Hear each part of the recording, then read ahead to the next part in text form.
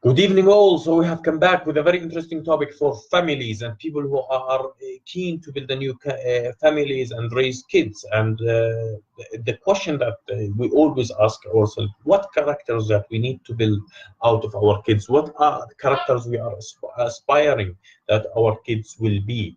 And the answer that we will want our kids to be good people. And by good people, there is a lot of explanation. So let me start explaining this. The first thing that people focus on is manners, behavior, your behavior towards other and your behavior towards your community. So how you behave towards other, you should be honest. You should not steal. You should not. You should be faithful to any relationship that you commit to. You should be you should have some empathy. So these kind of manners and characters and how you interact with your society and how you think about your daily communication interaction with society in the form of manners and ethics are what we raise our children on. And it varies actually. Some people are more pragmatic than others, and some people consider more ethics are more than others. So some people think the act of joy, that you should enjoy yourself and enjoy your time. And if you enjoy your time, this is a good thing, this is ethical. And some people think, no, you should actually control your urges and control uh, how much you eat and how you behave towards others and so on. So this is how you behave. It varies between people, but manners has been highly influenced by religions and sometimes Christianity. So the second one is religious teaching, and many people across the globe have been influenced by religious teaching, whether it was they were Christians or whether they were Muslims.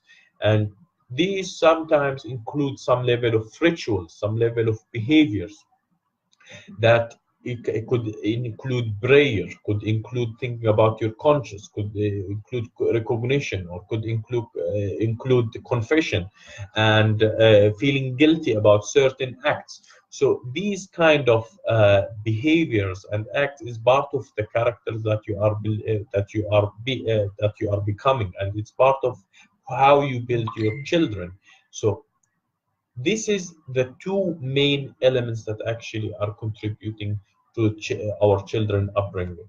However, there are many other topics that can be included. Some countries are more advanced than others, and these topics are critical thinking and conversation, how people can really build an argument and defend their argument and understand other people's arguments, understand other people's viewpoints, and criticize a particular thing, and to build some level of skill a skill in terms of argumentation and in terms of building your belief and building your identity, knowledge and continuous learning, and gaining knowledge all the time. A lot of people think across the globe, if you go to school and you do the textbooks, then it's fine.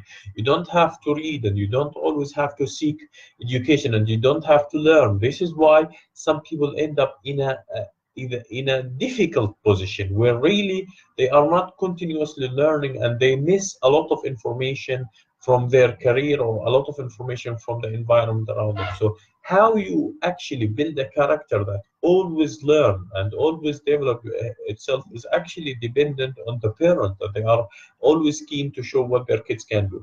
Sports and having a strong body and having a healthy body is something that some people in some countries should take care of, and they should try to build a healthy character, a strong character, a character that can depend on itself physically for years and years. Some people focus on hygiene and some particular hygiene habits, brushing your teeth and so on. So also this is one of the most a good thing.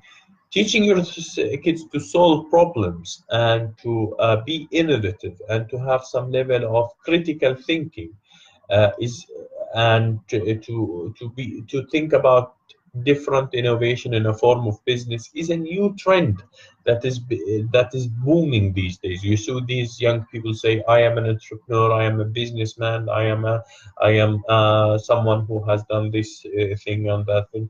And some people think this is actually morally wrong.